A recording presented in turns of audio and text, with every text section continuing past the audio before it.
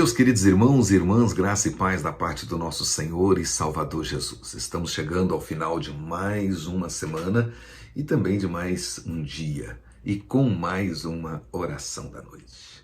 Dando sequência às nossas devocionais a respeito das virtudes cristãs indispensáveis, hoje quero tratar com vocês a respeito da sexta virtude recomendada pelo apóstolo Paulo. Está aí em Romanos capítulo 12, versículo 16. E diz assim a palavra de Deus: Tende o mesmo sentimento uns para com os outros. Em lugar de serdes orgulhosos, condescendei com o que é humilde. Não sejais sábios aos vossos próprios olhos. Meus queridos irmãos, essa sexta virtude recomendada aqui pelo apóstolo Paulo trata-se da humildade. Viver e relacionar com outras pessoas dentro e fora da igreja de forma humilde é indispensável para o nosso testemunho. Na realidade, a encarnação do nosso Senhor e Salvador Jesus Cristo mostra a sua humilhação e é para nós o maior de todos os exemplos. Filipenses capítulo 2, versículo de 2 até 11.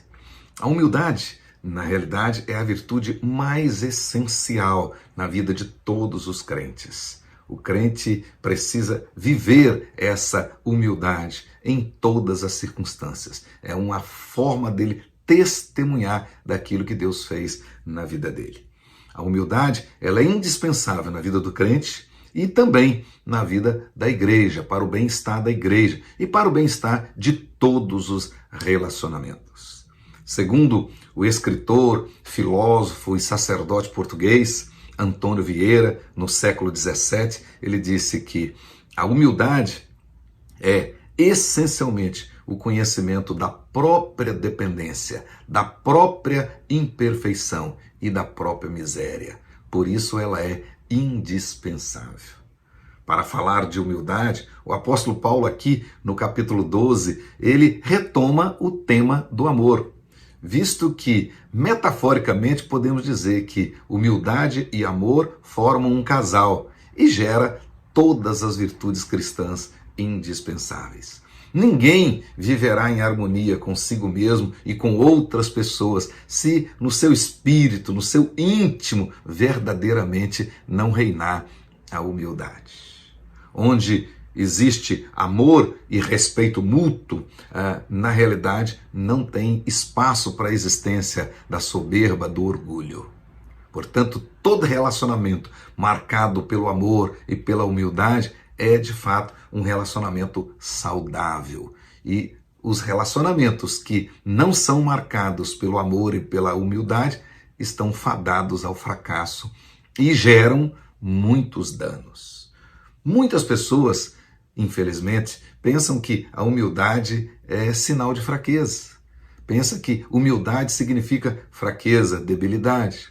À luz da Bíblia, não. À luz da Bíblia, humildade pressupõe riqueza, diversidade, força. É uma das mais sublimes virtudes.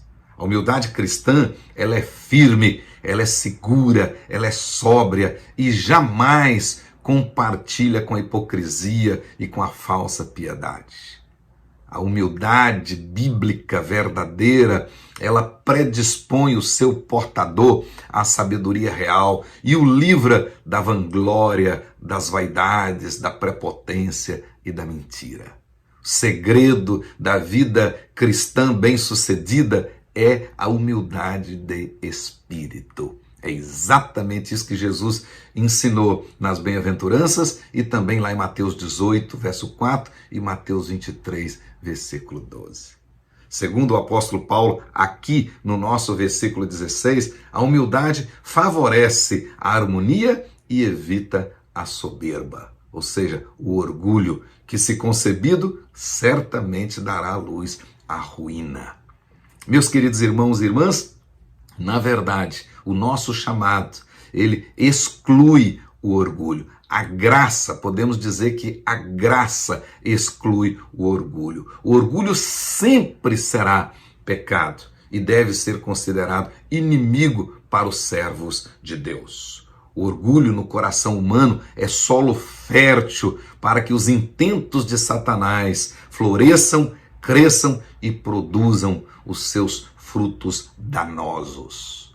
Por isso, aqui no nosso texto, a ordem complementar é: condescendei com que é humilde e não seja sábio aos vossos próprios olhos. Aqui nós temos os dois lados de uma mesma moeda. Ou seja, ao mesmo tempo que o cristão deve transigir com pessoas humildes e não recusar trabalhos humildes, por um lado, pelo outro, ele deve reprimir o desejo natural da autoexaltação. Preferir dar honra aos outros do que a si próprio é maravilhoso, é sinal de humildade. Exaltar os outros do que se autoexaltar é o desafio dos crentes. E é isso que nós temos que fazer e procurar fazer todos os dias. Biblicamente, é sempre melhor atribuir honra aos outros do que recebê-la ou auto-atribuí-la. É o que Jesus deixa claro para nós em todo o seu ministério. E o apóstolo Paulo, ensinando aos filipenses, ele também disse isso, que a teologia do outro, ela é mais importante do que a teologia do eu. Eu penso que na hora que Paulo estava escrevendo esse capítulo 12, especialmente aqui nesse versículo 16, ele tinha em sua mente algumas advertências do Velho Testamento. Por exemplo, Provérbios capítulo 3, versos 7 e 8, diz lá: não sejais sábio aos teus próprios olhos, teme ao Senhor, aparte-te do mal, será isto saúde para o teu corpo e refrigério para os teus ossos. Isaías 5:21 diz lá: ai dos que são sábios aos seus próprios olhos. Por quê? E Provérbios capítulo 16, verso 18 responde: porque a soberba precede a ruína e a altivez do espírito a queda. Pensar de si mesmo com humildade e moderação, segundo a medida da fé que Deus repartiu a cada um, certamente é o antídoto mais eficaz para a cura da arrogância e da soberba. Romanos capítulo 12, versículo 3. Meus queridos irmãos e irmãs, em tudo e em todo tempo, o crente precisa buscar a moderação. A sua vida precisa ser marcada pelo amor e pela humildade. Amor e humildade na vida do crente sempre tem que andar de mãos dadas e tem que ser parte integrante do seu caráter e tem que aparecer em todas as suas atividades. A humildade, meus queridos, minhas queridas, sempre é a melhor companheira. A Bíblia diz assim: o galardão da humildade e o temor do Senhor são riquezas e honra e vida. Provérbios 22, 4. Que esta humildade encha o seu coração, esteja na sua casa, esteja em todos os seus relacionamentos. Que o Senhor te guarde e te abençoe. Uma excelente noite para você. Amanhã é o dia do Senhor. Adoraremos ao Senhor com toda a humildade e com a sinceridade do nosso coração. Deus seja contigo e com a tua casa, em o nome de Jesus. Amém.